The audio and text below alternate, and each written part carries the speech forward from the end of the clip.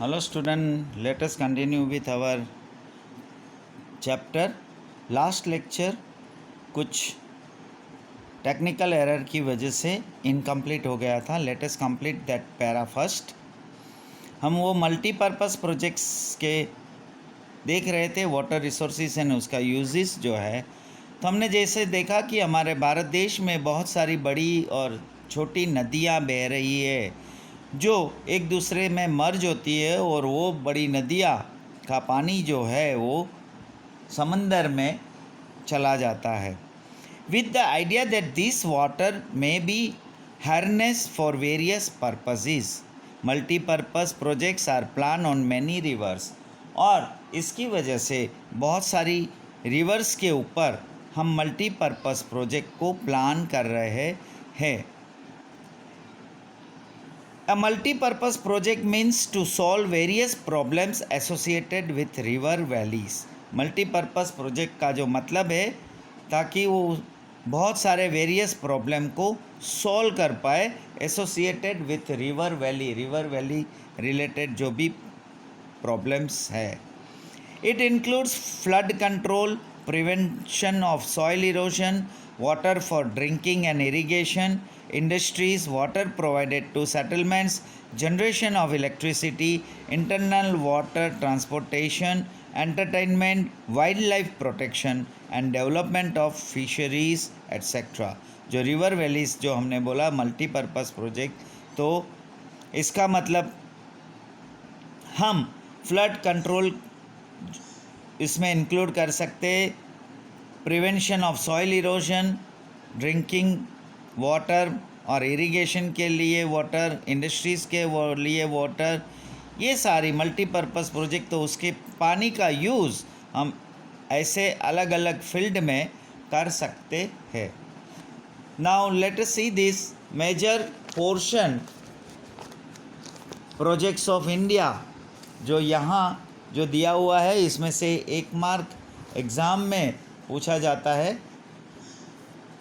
Multipurpose project जो है वो कौन सी रिवर पे है और उसका बेनिफिट कौन से स्टेट को होगा, वो यहाँ मेंशन किया गया हुआ है, जिसमें ये भाखरानंगल, नागार्जुना सागर, कृष्णराज सागर एंड उक्कई काकरापार, ये ज़्यादातर पूछे हुए हैं एग्ज़ाम में.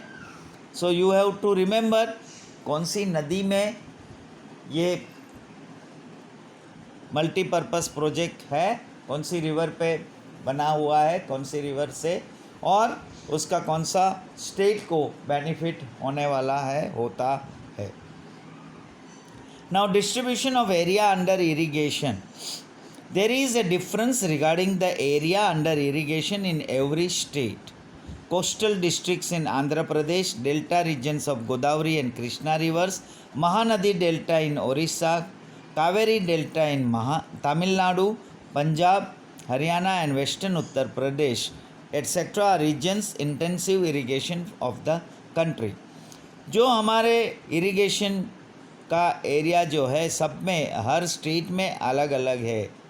जैसे कोस्टल डिस्ट्रिक्ट्स है आंध्र प्रदेश में, डेल्टा रीजन है गोदावरी और कृष्णा रिवर में, महानदी डेल्टा है ओडिशा में, Kaveri delta in Tamil Nadu, Punjab and Haryana etcetera regions में irrigation of the country.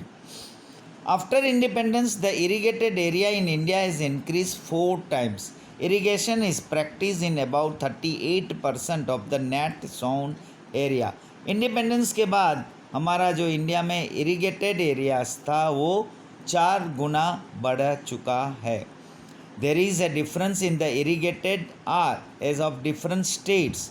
In Mizoram 7.3% area of the total area sown is under irrigation, while it is 90.8% in Punjab.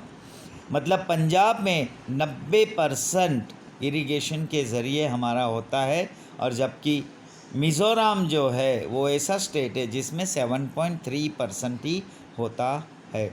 There is a vast difference between the water area under irrigation with the total area sown. दोनों के बीच में बहुत difference है. जो irrigation के अंदर area जो है वो टोटल एरिया सोन है, कितना एरिया के ऊपर ग्रोथ होगा, कल्टीवेट होगा, कहाँ कितने लैंड में बीज बोए हैं। More than 40% area of the total area Son is under irrigation in Punjab, Haryana, Uttar Pradesh, Bihar, Jammu Kashmir, Tamil Nadu and Manipur. 40% से ज़्यादा जो है एरिया सोन है अंडर इरिगेशन, तो ये सारे स्टेट है जहाँ 40% से ज़्यादा एरिया सोन किया हुआ है। सोन माने जो बीज बोए हुए हैं इतनी ज़मीन के ऊपर। Water crisis, water is a natural gift. हमने देखा पानी जो है वो नेचुरल गिफ्ट है। Water shortage is constantly intensified due to increasing demand for grains by increasing population. Population बढ़ता है तो हमारे ग्रेन्स अनाज की भी डिमांड बढ़ती है और कांस्टेंट हमारा वाटर शॉर्टेज हम महसूस करते हैं। To grow cash crops, increasing urbanization and changing lifestyle of people, हमारी लाइफस्टाइल भी चेंज हो रही है, अर्बनाइजेशन हो रहा है, वो इंक्रीज़ हो रहा है और कैश क्रॉप्स भी ग्रो हो रहा है जिसमें बहुत सारे पानी यूज़ हो रहा है और इसलिए पानी की कमी महसूस हो रही है। The position of water supply and the inequality in the local distribution are challenges to human interest, livelihood and economic development. जो पानी का सप्लाई का पोजीशन है और जो इनइक्वलिटी है लोकल डिस्ट्रीब्यूशन में, तो ये हमारी लाइफ के लिए चैलेंज है और इकोनॉमिक डेवलपमेंट के लिए भी चैलेंज है। Nowadays, the water crisis is in very alarming stage in arid regions of western Rajasthan and the interior area of southern peninsular plateau. आजकल ये वाटर क्राइसिस जो है वो हमें एक चेतावनी दे रहा है, अलार्मिंग स्टेज में है, क्योंकि वेस्टर्न राजस्थान जो रीजन है वो एरिड है जहाँ बारिश बिल्कुल नहीं हो रही है, और सदर्न पेनिनसुलर प्लेटो है जो इंटीरियर एरिया है, वहाँ भी हमें वाटर क्राइसिस महसूस हो रही है। The quality of water has deteriorated in many villages and some towns. कुछ गाँवों में और कुछ शहरों में पानी का जो क्वालिटी है वो भी बहुत ही वर्स्ट होता जा रहा है, बिगड़ता जा रहा है। Many water borne disease spread due to this, और जिसकी वजह से पानी रिलेटेड बहुत सारी बीमारियां फैलने लगी है। Availability of water, portable water, pure portable water is the basic need of life. हमारी बेसिक नीड ऑफ लाइफ में पानी जो है पीने के लिए शुद्ध पानी मिलना ज़रूरी है।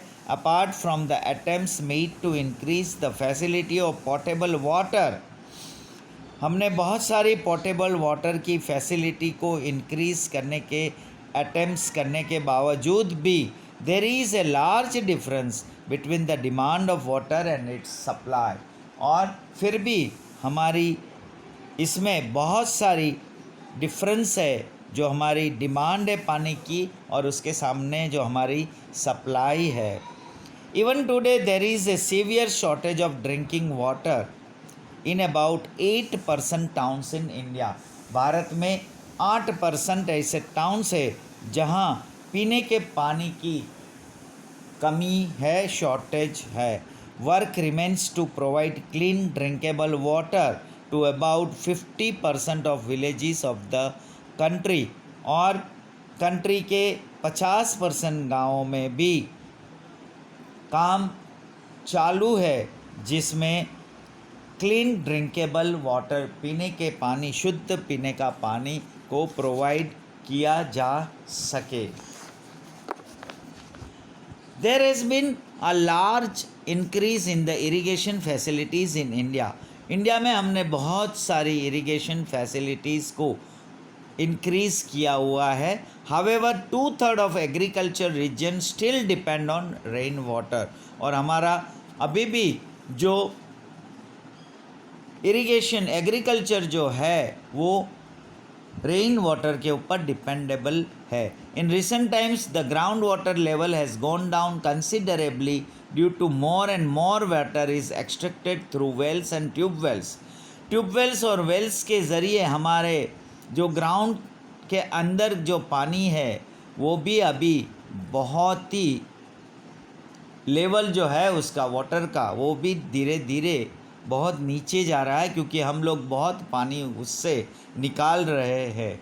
As a result the ground water resource has decrease, और इसकी वजह से जो हमारा ग्राउंड वाटर का जो रिसोर्स है वो डिक्रीज़ हो रहा है। The country is facing severe problems as some states extract ground water in excess volume, और कुछ राज्यों में ग्राउंड वाटर जो है वो बड़े पैमाने पे एक्सट्रैक्ट कर लिया है, और जिसकी वजह से हमारा देश जो है वो पानी का प्रॉब्लम बहुत ही सीवियर फेस कर रहा है। Serious problems like reduction in the quality of water and increasing scarcity have to be face, और हमें ये जो पानी का क्वालिटी जो है वो रिड्यूस होता जा रहा है, और हमारे जो स्कैरसिटी है वो इंक्रीज़ होती जा रही है। Besides agriculture water is used in industries in uncontrolled quantity, और एग्रीकल्चर के अलावा इंडस्ट्रीज़ में भी जो पानी यूज़ हो रहा है वो अनकंट्रोल्ड क्वांटिटी में हो रहा है। Main source of water pollution are polluted water of domestic uses and industries. जो हमारा मेन सोर्स ऑफ वाटर जो है वो पॉल्यूट हो जाता है बिकॉज ऑफ इंडस्ट्रीज़ के लिए, जो हमारा डोमेस्टिक यूज़ के लिए पॉल्यूट हो जाता है। So here we stop our lecture, will continue in our next lecture. Thank you.